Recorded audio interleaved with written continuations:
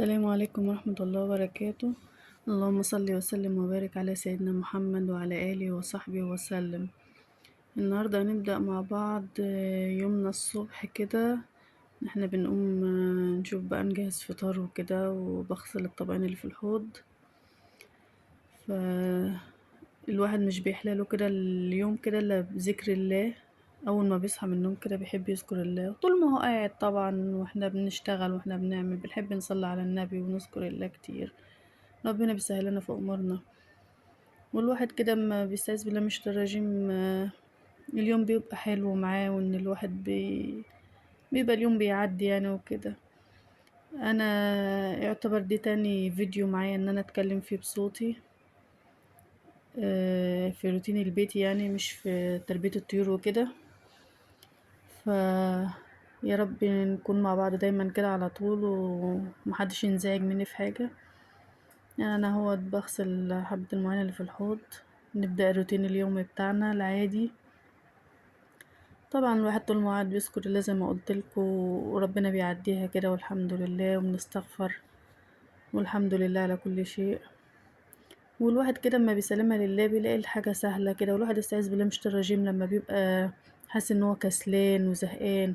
حاجة ما بتاخدش معانا حاجة والله، حبة المواعين مش بياخدوا معانا حاجة، او شغل البيت في العموم. يعني الواحد كده اما بيبقى عنده نشاط كده، ساعات الواحد بيبقى طبعا صحي كسلان وكده، بس احنا لا، احنا الواحد بيستعيذ بالله من الشيطان الرجيم فربنا بيسهلها لنا الحمد لله. وانا كنت خلاص كده بشطف في المواعين. كانت ماما بتكلمني وانا بعملهم، واختي كانت بتطلب مني ان انا اعمل لها فطار، بس انا قلت لها بقى اخلص كده واعملك، وهنشوف مع بعض كده. هو روتين يومي عادي. انا مش عامله فيه طبيخ المره دي، مش طابخه فيه. انا يدوبني بس روقت المطبخ كده وظبطته، وجهزت فطار لاختي كانت لسه صاحيه طبعا متاخره، او هي بتصحى من النوم ما بترضاش تاكل قد كده، وبتحب تاكل اكل يعني خفيف كده. فاحنا اهوت مع بعضينا، وان شاء الله هيبقى في فيديوهات كتير وكتير، وهنبدأ مع بعض.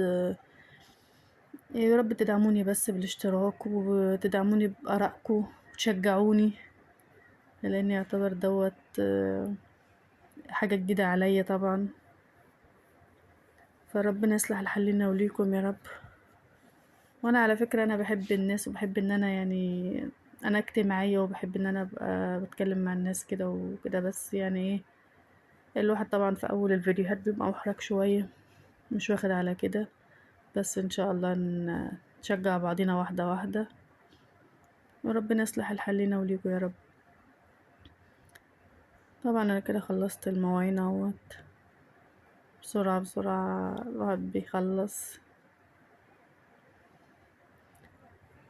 بلم الحاجة لحد ما خلصت. طبعا اليوم بيخلص بسرعة كده والله. الواحد بيتسلى كده وهو بيشتغل في البيت، مش بيحس بالشغل قوي. الواحد بدل ما يقعد يتفرج على التلفزيون ليل ونهار وكده، لا الواحد بيحس كده طبعا انا بحط فيشة الميكرويف دلوقتي، لان الميكرويف بتاعنا يعني ايه، الفرن اللي بالكهرباء بتاعنا ده شكله ايه يعني. ساعات ممكن يعمل زي كهرباء بسيطة كده، مش كهرباء، ممكن لو انا ايديا مبلولة يعمل لي لسعة كده. فانا كنت بحط بالفيشة واشيل بالفيشة، مش بفتحه قد كده، وخصوصا وايدي مبلولة. بس الحمد لله احنا جبنا واحد جديد، يعني احنا كنا يعني بنشتغل عليه مؤقتا لغاية لما نجيب الجديد. الحمد لله جبنا واحد جديد، ان شاء الله في الفيديو الجاي هيكون متصور معانا. وانا هو بعمل الفطار لاختي.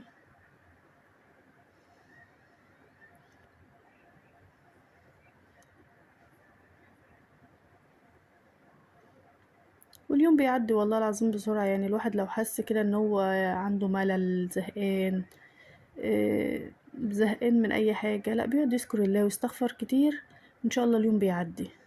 عامله لها البيضة بيضة بصفرتين. مش تنسونا بقى في الاشتراك في القناة. واحدة جارتنا بتجيب بيض بلدي بصفرين جميل، حلو جدا. احنا بنجيبه منها بصراحة حلو. ربنا يبارك لها يا رب.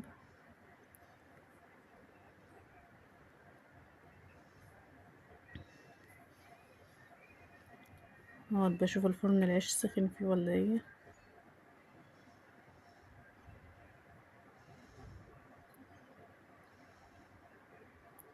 وطبعا والفطار بيعمل كده بيجهز، انا برضو بحاول اروق حوالين منه كده، بستغل الوقت.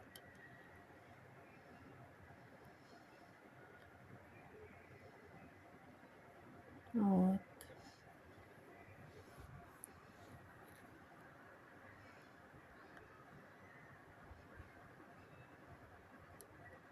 يا رب الفيديو اللي انا عاملاه بس يعجبكم وينال اعجابكم، مش تنسونا في اللايك والاشتراك. السلام عليكم ورحمة الله.